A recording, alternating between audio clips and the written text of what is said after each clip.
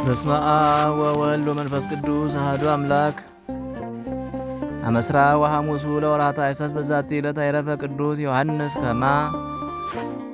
አንድ አምላክ በሚሆን በአብ በወልድ በመንፈስ ቅዱስ ስም ታኅሣሥ 25 በዚች ቀን ከግብፅ ደቡብ ጻ ከሚባል አውራጃ መንጹ ስፍራ ከምትባል ከተማ የከበረ አባት ዮሐንስ ከማ አረፈ። የዚህም ቅዱስ ወላጆቹ እግዚአብሔርን የሚፈሩ ምእመናን ከእርሱም በቀር ልጅ የላቸውም።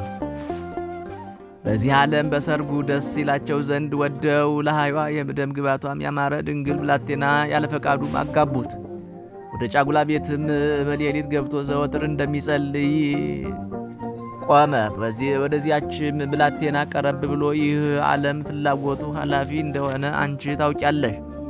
ሥጋችንን በንጽሕና ለመጠበቅ እርስ በርሳችን እንስማማ ዘንድ ትፈቅጃለሽን? አላት። እርሷም ወላጆች አስገድደውኝ ነው እንጂ አስገድደው ላንተ አጋቡኝ እንጂ ሥጋዊ ፍትወትን እንዳላሰብኩት ሕያው እግዚአብሔር ምስክሬ ነው። አሁንም እነሆ እግዚአብሔር ልመናዬን ፈጸመልኝ ብላ መለሰችለት። ከዚህ በኋላ በድንግልናቸውን በንጽሕና ይጠብቁ ዘንድ ሁለቱም ተስማምተው በአንድነት በአንድ አልጋ ላይ እየተኙ ብዙ ዘመናት ኖሩ።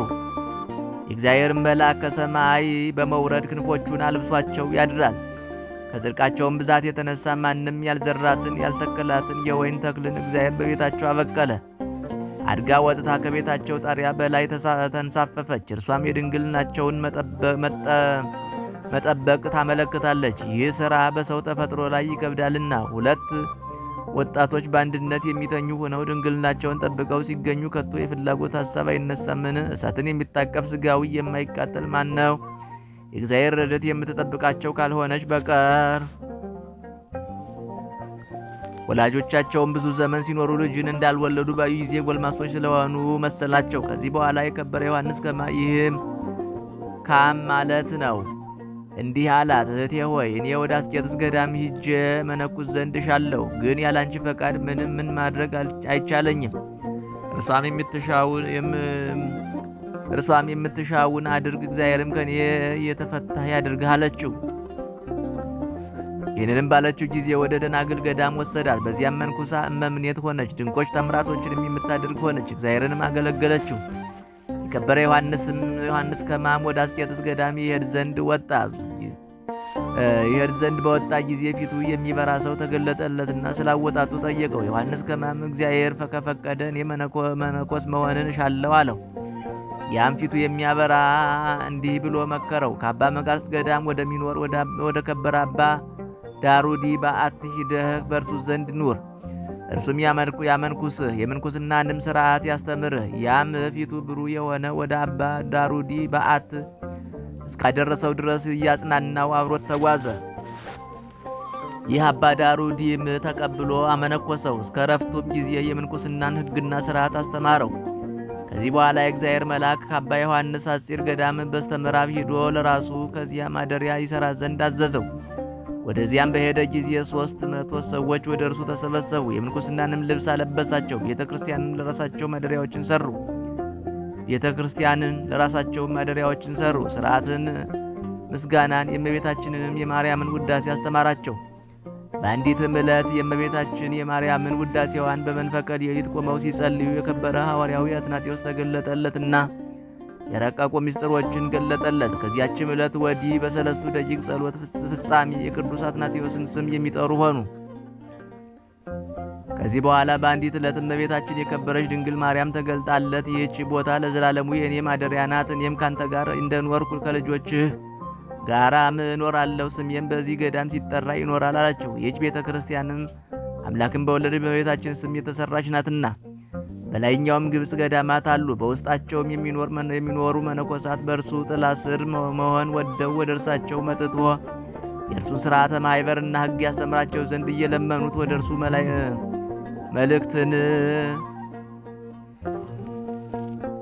ላኩ። እርሱም ከደቀ መዛሙርቱ አንዱን ስሙ ሲኖዳ የሚባለውን ጠርቶ እኔ እስከምመለስ ለመነኮሳቱ ቁምላቸው አለው። እሱም አባ ዮሐንስ ከማ ከላይኛው ግብፅ እስኪመለስ በእግሮቹ ቆመ፣ አላንቀላፋምም፣ በምድር ላይም አልተኛም። በተመለሰም ጊዜ ቁሞ እግሮቹም አብጠው ተልተው ከሳቸውም ትል ሲወጣ አገኘው። አባ ዮሐንስም ልጄ ሲኖዳ ሆይ ለምን ይህን አደረግ? እኔ ቁምላቸው ብዬ ያዘዝኩህ ስለ እኔ ሆነህ እንድታስተዳድራቸው፣ ስራቸውን እንድትቆጣጠር፣ እንድታዝዛቸው ነበር እንጂ አለው። እርሱም ከእግሮቹ በታች ሰግዶ አባቴ ሆይ ይቅር በለኝ፣ ከበጎ ስራ ምን አልሰራሁምና አለው። ከዚህ በኋላ ከዚህ ከኃላፊው ዓለም ድካምም ተለይቶ በዘላለማዊ ተድላ ማደሪያ የሚያርፍበት ጊዜ ሲቀርብ ጥቂት ታሞ ነፍሱን በእግዚአብሔር እጅ ሰጠ።